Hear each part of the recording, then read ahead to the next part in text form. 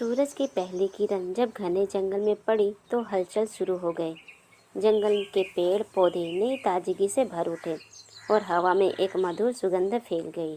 चिड़िया की चहचहाहट से वातावरण संगीतमय हो गया।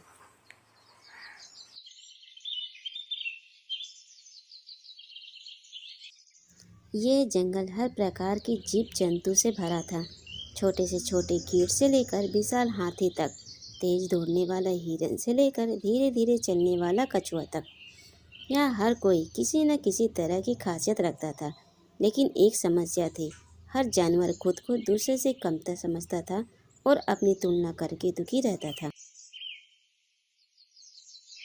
इस कहानी में हम दिखाएंगे कि कैसे जंगल के राजा शेर ने अपने प्रजाजनों को ये सिखाया कि हर किसी की अपनी खासियत होती है और हमें खुद को दूसरे से बेहतर या कमतर आंकने के बजाय अपनी खूबियाँ को पहचानना चाहिए।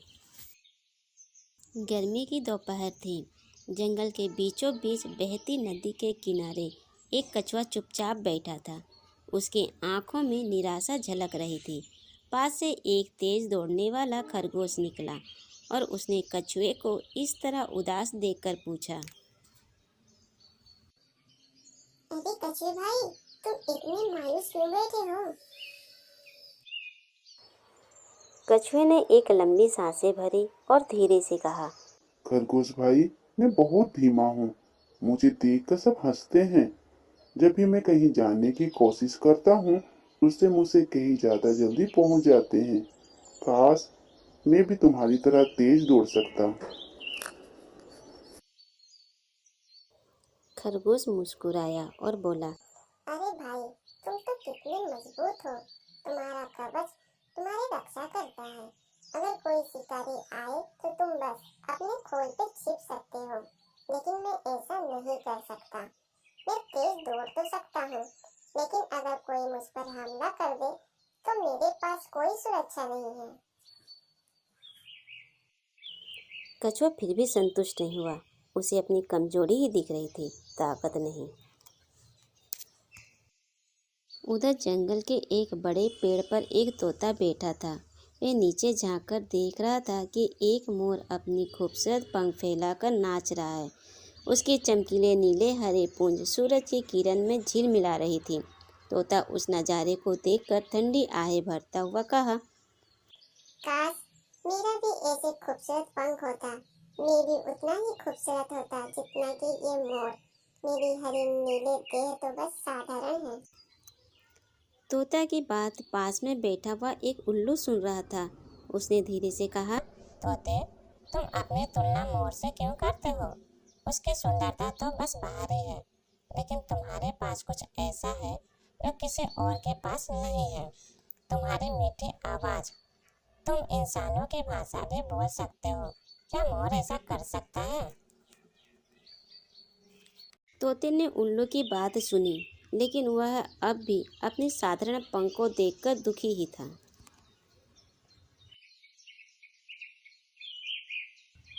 जंगल के दूसरे कोने में एक विशाल हाथी खड़ा था। वह बड़े ध्यान से एक बंदर को देख रहा था, जो तेजी से एक पेड़ से दूसरे पेड़ पर छलांग लगा रहा था। बंदर की चपलता देखकर हाथी को खुद पर शर्म आने लगी। उसने उदास होकर कहा, काश मैं भी ऐसा कर सकता। मेरा शरीर बहुत भारी है। मैं ना दौड़ सकता हूँ, ना कूद सकता हूँ और ना ही पेड़ पर चढ़ सकता हूँ। अगर कभी कोई मुसीबत आ जाए तो मैं बचने के लिए जल्दी कहीं नहीं जा सकता। ये सुनकर पास में खड़ा एक गेंडा हंस पड़ा और बोला, अरे भाई हाथी, तुम तो सबसे ताकतवर हो। तुम्हारी एक चिल्लाहट से पूरा जंगल कांप उठता है। कोई भी शिकारी तुमसे डरता है। अगर कभी संकट आए तो हम सब तुम्हारे पास ही तो आएंगे। तुम्हारी ताकत ही तुम्हारी सबसे बड़ी खूबी है।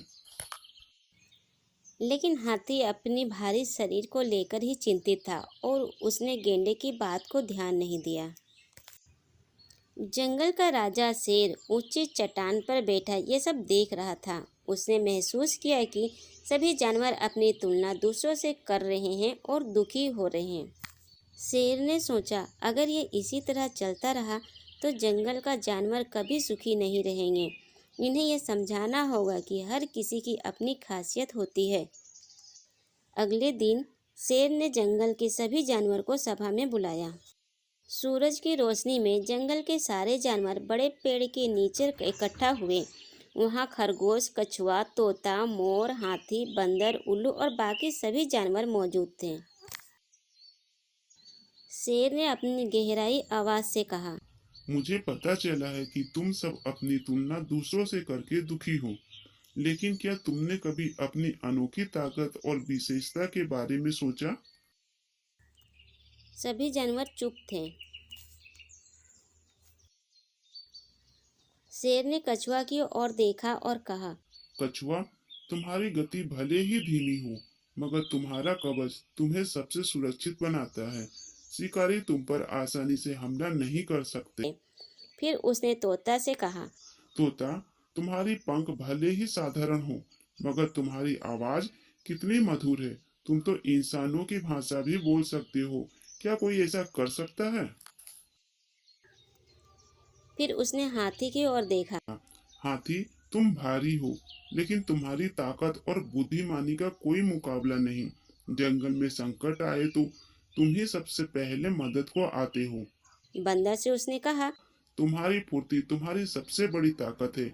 बड़े पेड़ पे इतने तेजी से कोई नहीं चढ़ सकता जितना कि तुम। मोर से उसने कहा, तुम्हारी सुंदरता लोगों का मन मोह लेता है, लेकिन याद रखो, सुंदरता से ज्यादा महत्वपूर्ण गुण होता है। इसके बाद शेर ने गहराई से सबकी ओर देखा और कहा, अगर हम सब अपनी तुलना दूसरों से करेंगे तो कभी हमें संतोष नहीं मिलेगा। हमें अपनी खूबियों को पहचान कर खुश रहना चाहिए। हर किसी का जंगल में एक अनोखा स्थान है और सबकी अपनी विशेषता है।